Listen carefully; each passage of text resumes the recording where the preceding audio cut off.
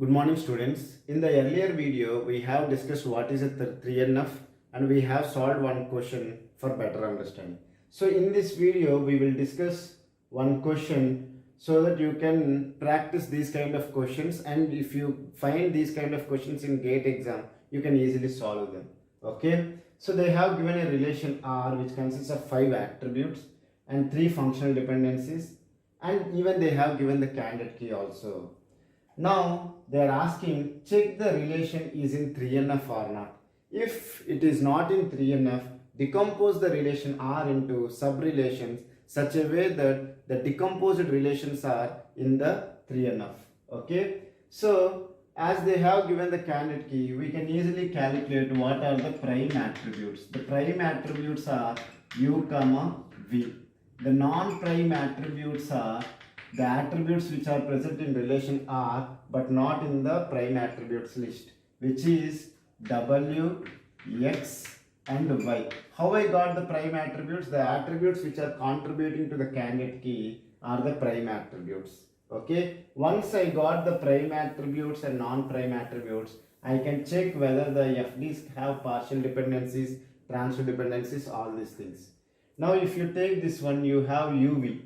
UV is a candidate key. If left hand side, if you have a candidate key, it will not be a partial dependency, not a transfer dependency. When it will be a partial dependency, if left hand side is part of the candidate key, then we will call it as a partial dependency, and right hand side should be a non-key attribute. Right hand side is a non-prime attribute or non-key attribute, it is satisfying, whereas left hand side you have the complete candidate key. Okay. Even what about the transfer dependency? Left hand side and right hand side, both sides you should have the non-key attributes. Now come to this one, V and X. If you have see that X is a non-prime attribute, V is a part of the candidate key. So I can say that it is a partial dependency. Sorry, it is a partial dependency.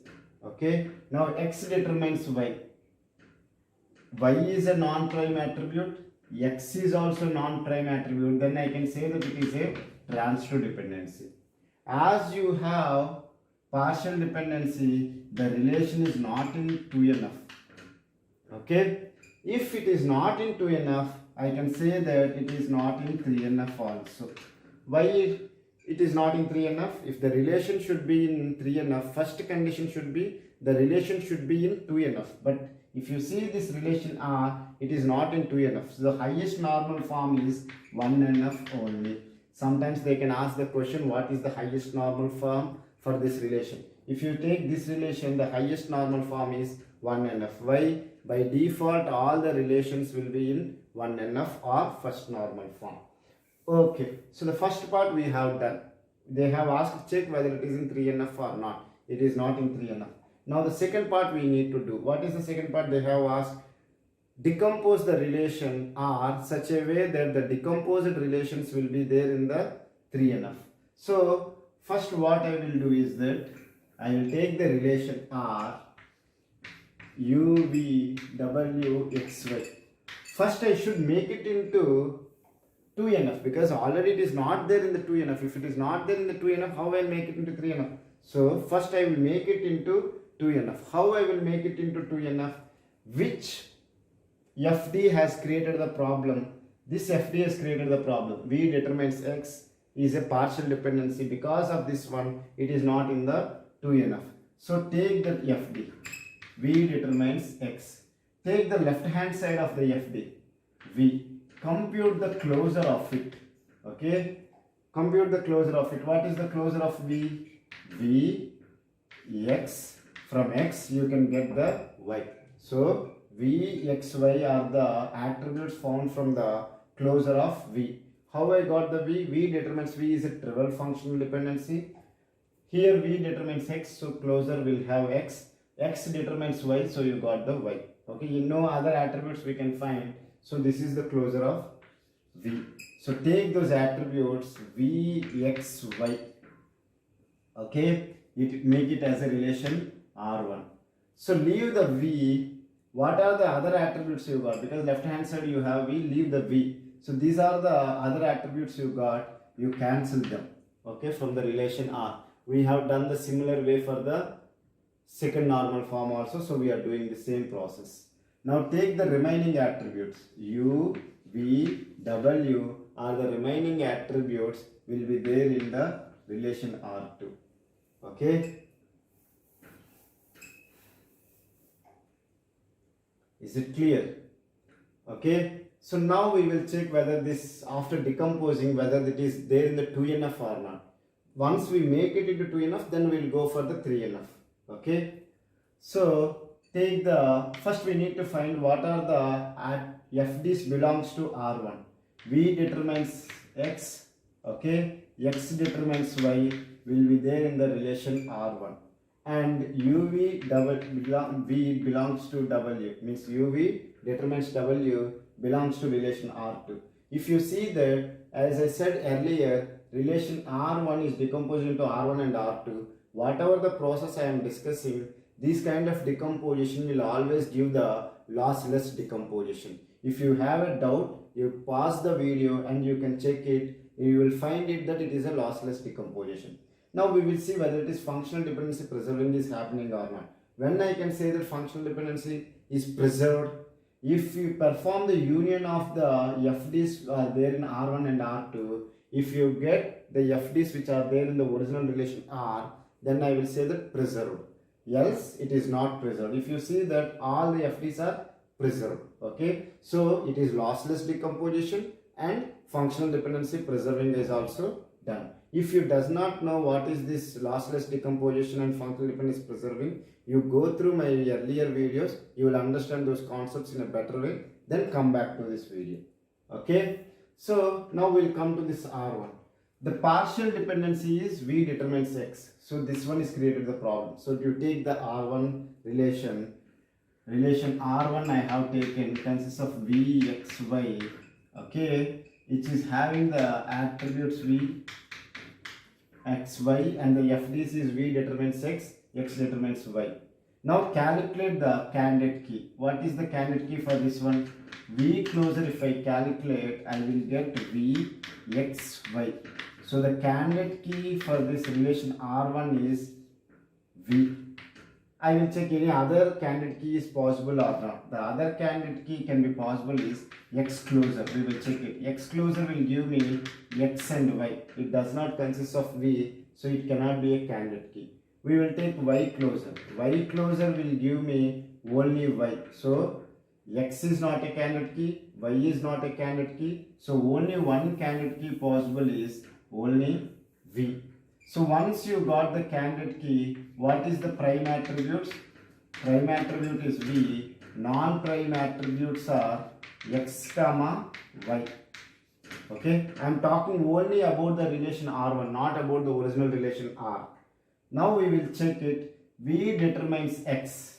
Okay, X is a non-prime attribute, but where V is a candidate key, so I can say that it is not a partial dependency, not a transitive dependency. Okay, now X determines Y. Y is a non-prime attribute, X is also non-prime attribute, so I can say that it is a transitive dependency.